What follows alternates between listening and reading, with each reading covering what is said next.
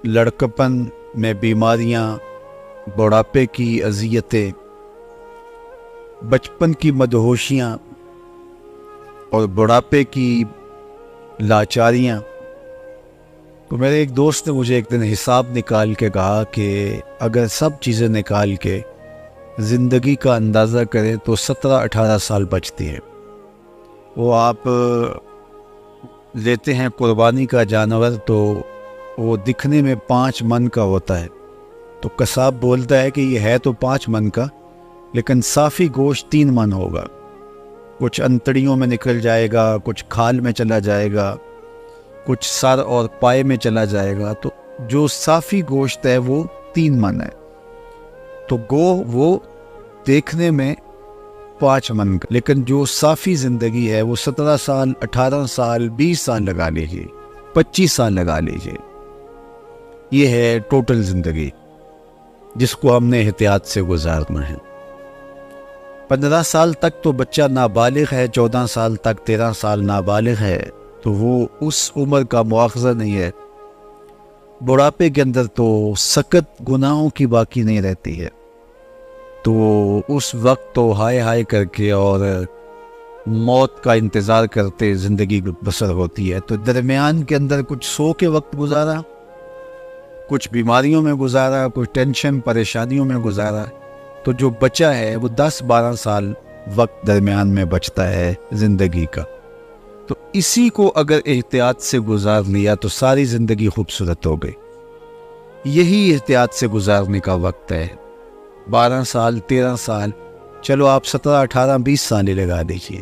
یہی ہے زندگی جو ہم نے ہوش و حواس میں گزارنی ہے اور جاگ کر کے بیدار رہ کے ہم نے بسر کرنی۔ اس لیے حضرت داتا گنج بخش علی حجویری علیہ رحمہ کے مرشد شیخ ابو فضل القتلی علیہ رحمہ فرماتے، الدنیا یوم ولنا فیہا صوم، دنیا ایک دن ہے اور ہم روزہ رکھ کے گزار رہے ہیں۔ تو گزر تو جائے گا دن اگر روزہ رکھ کے بھی گزارا ہو۔ ماہ صیام میں جب افطار کے لمحے آتے ہیں تو افطار کی مجلسیں بپا ہوتی ہیں، تو جب دعوت دی جاتی ہے تو یہ تھوڑا دیکھا جاتا ہے کہ تحقیق کریں کس نے روزہ رکھا ہے کس نے نہیں رکھا ہے، تو سب لوگوں کو دعوت پیش کر دی جاتی ہے، تو دسترخوان کے اوپر تو پھر سب آ کے بیٹھے ہوتے ہیں۔ تو اس وقت جنہوں نے روزہ نہیں رکھا ہوتا تو وہ سوچ رہے ہوتے ہیں کہ یار یہ میرے برابر میں جو صاحب بیٹھے ہیں یہ کمزور بھی ہیں، بوڑھے بھی ہیں، اور سارا دن مزدوری کرتے رہے، تو دن تو ان کا بھی گزر گیا اور میں ٹھنڈے کمرے میں پڑا رہا، صحت مند بھی ہوں، تو دن تو میرا بھی گزر گیا۔ تو اگر میں نے بھی روزہ رکھ لیا ہوتا تو کیا اچھا ہوتا۔ اور افطار کے وقت جو سرور، جو فرحت، جو ایک کیفیت جو روزے دار کو مل رہی ہوتی ہے، وہ جس نے روزہ نہیں رکھا ہے اس کو نصیب نہیں ہو رہی ہوتی، بلکہ غیر مرئی سا پچھتاوا ہوتا ہے جو اس کے ساتھ جڑا ہوا ہوتا ہے، اور اس کو ایک شرمندگی کا احساس سا ہوتا ہے کہ میں کہاں کھڑا ہوں، میری حیثیت کیا ہے۔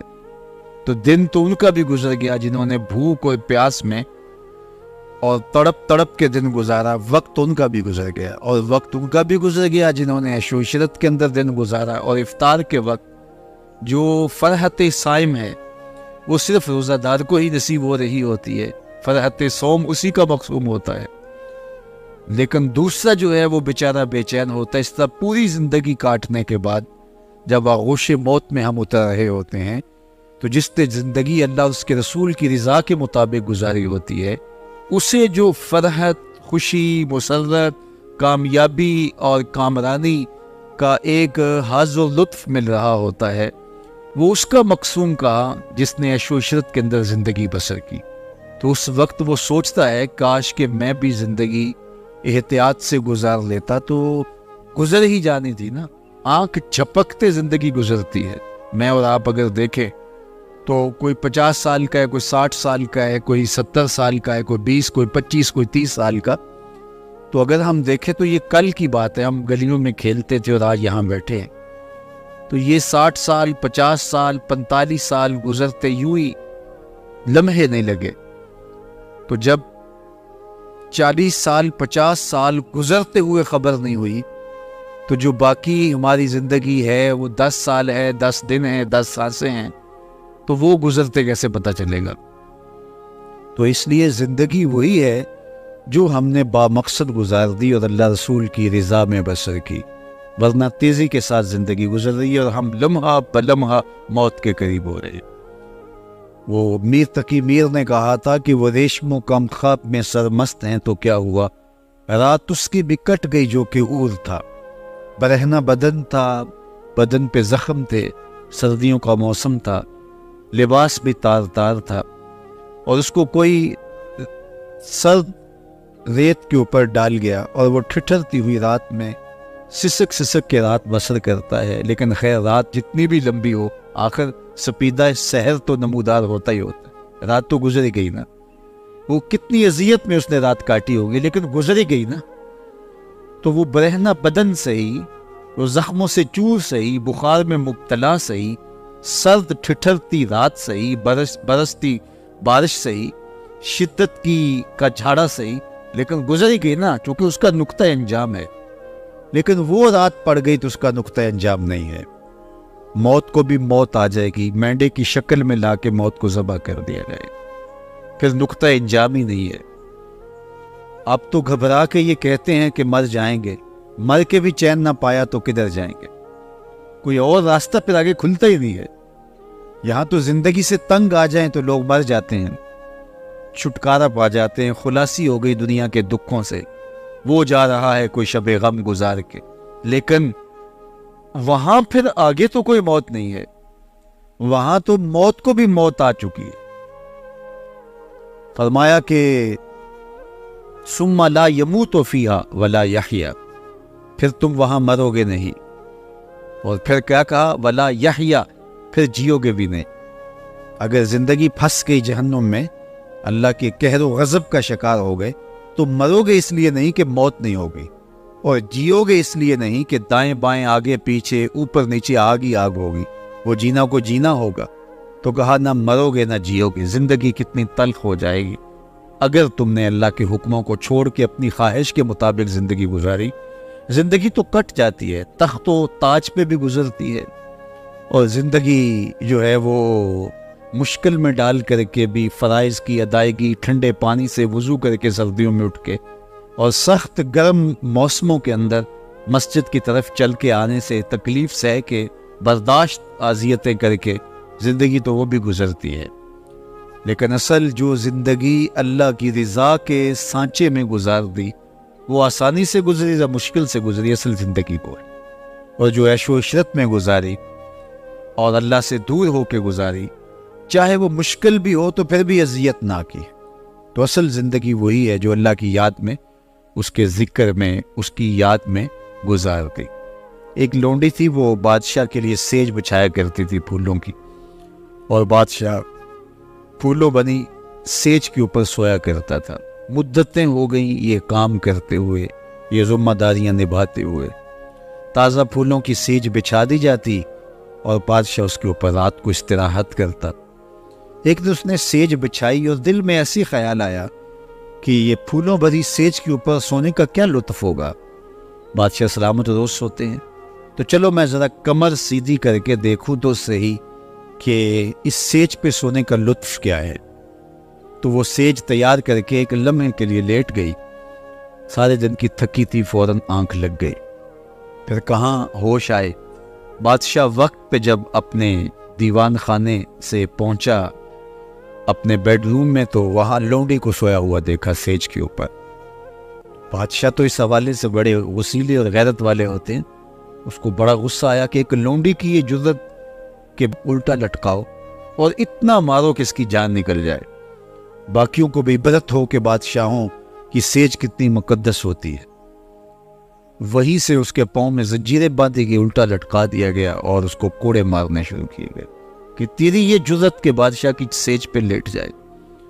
تو لونڈی چیختی روتی، پھر اس نے اچانک ہنسنا شروع کر دیا۔ تو بادشاہ نے جلادوں سے کہا رکو اور اسے پوچھو روتی کیوں ہے، اور اس سے یہ بھی پوچھو کہ ہنستی کیوں۔ تو جلادوں نے پوچھا کہ روتی کیوں ہے اور ہنستی کیوں۔ اس نے کہا رونے کی وجہ تو آپ کو معلوم ہے، جب ضرب لگتی ہے کوڑے کی تو جان نکلنے کو آتی ہے، میرا انگ انگ درد کر رہا ہوتا ہے تو کیوں نہیں روتی؟ میں تو چیخوں گی، چلاؤں گی۔ کہا یہ تو ہماری سمجھ میں ہے، لیکن تم ہنستی کیوں ہو؟ تو اس نے کہا کہ جب کوڑے لگتے ہیں اور تکلیف ہوتی ہے تو میں چیختی ہوں، اور پھر مجھے مان خیال آتا ہے کہ اس سیج پر میں چند لمحوں کے لیے سوئی اور اتنا عذاب سہ رہی ہوں، جس کو عمر بھر سوتے ہوئے وقت گزر گیا، اس کا کیا بنے گا؟ تو ہم چاہتے تو یہ ہیں کہ ہم یہ نعرے کا موقع نہیں صاحب، یہ نعرے کا موقع نہیں ہے، توجہ کے ساتھ سنیے گا۔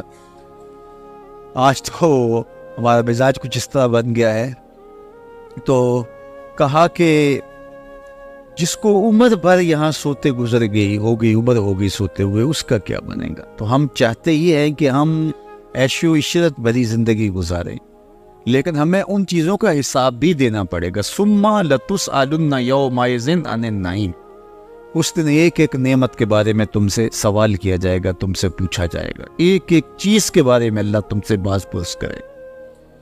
تو یہ زندگی جو اللہ نے ہمیں دی ہے، یہ اس کی امانت ہے، اور اس کو اسی کی یاد میں، اسی کے ذکر میں، اس کے بتائے ہوئے طریقے کے مطابق گزارنے کی کوشش کیجیے، تاکہ ہماری آخرت اچھی ہو اور ہم مواخذے سے بچ جائیں۔ ورنہ تیزی کے ساتھ گزرتی زندگی اور یہ ماہو سال کے کٹتے ہوئے لمحے ہمیں موت کی دہلیز تک پہنچانے والے ہیں، اور ہمیں نہیں پتہ ہمارا اٹھنے والا اگلا قدم کہاں ہوگا۔ آج ہم جمع ہو رہے ہیں اور کوئی لاحت میں ہے، کل ہم لاحت میں ہوں گے، لوگ ہمارے لیے جمع ہو رہے ہوں، اور ہمیں نہیں پتہ کہ یہ وقت کب ہمارے اوپر آن پہنچے۔ سماں تو 100 برس کا بندہ کرتا ہے، لیکن پل کی خبر نہیں ہوتی کہ اس کا اگلا پل کہاں ہے۔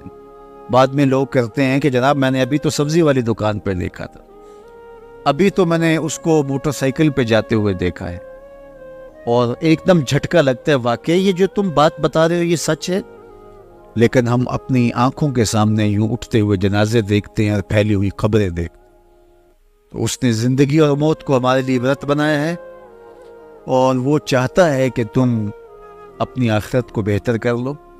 اللہ چاہتا تو جس طرح اس نے آسمان ایک بار بنا دیے تھے، زمینیں ایک بار بنا دی تھی، پہاڑ اکٹھے بنا دیے تھے، اس طرح جتنے انسان پیدا کرنے تھے سب پیدا کر دیے جاتے، اور پھر سب کو قیامت کے دن لپیٹ لیتا، جس طرح پہاڑوں کو ریزہ ریزہ کر دے گا، آسمانوں کو لپیٹ لے گا، زمین کو لپیٹ لے گا۔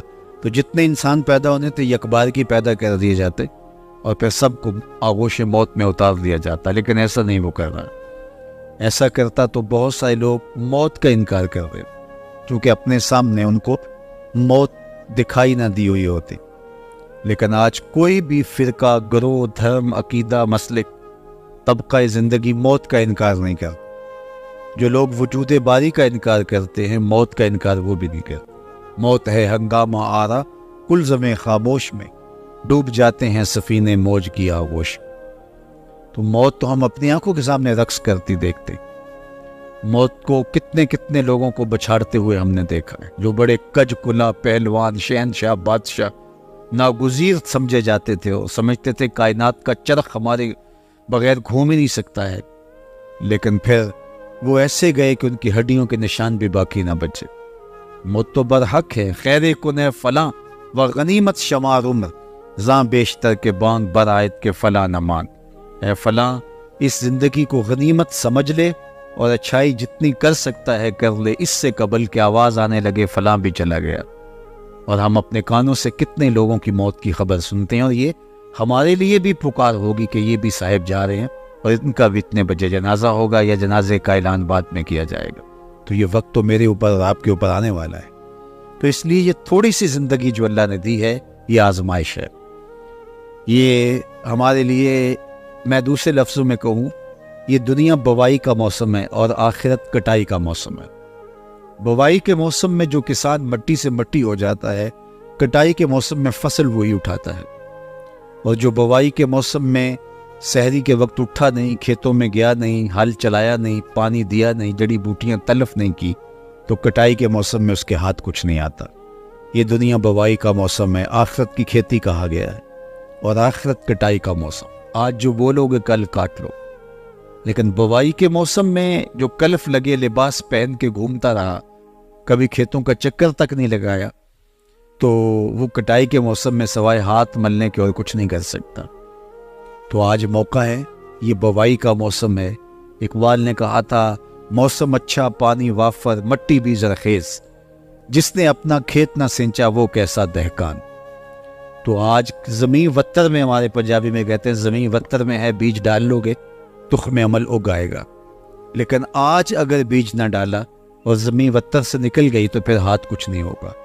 آج جوانی ہے، آج صحت ہے، آج فرصت کے لمحے ہیں، آج شباب کی جولانیاں ہیں، آج عافیت کی گھڑیاں ہیں، آج فراغت کے لمحے ہیں، آج زندگی کا پہیہ بھی چل رہا ہے۔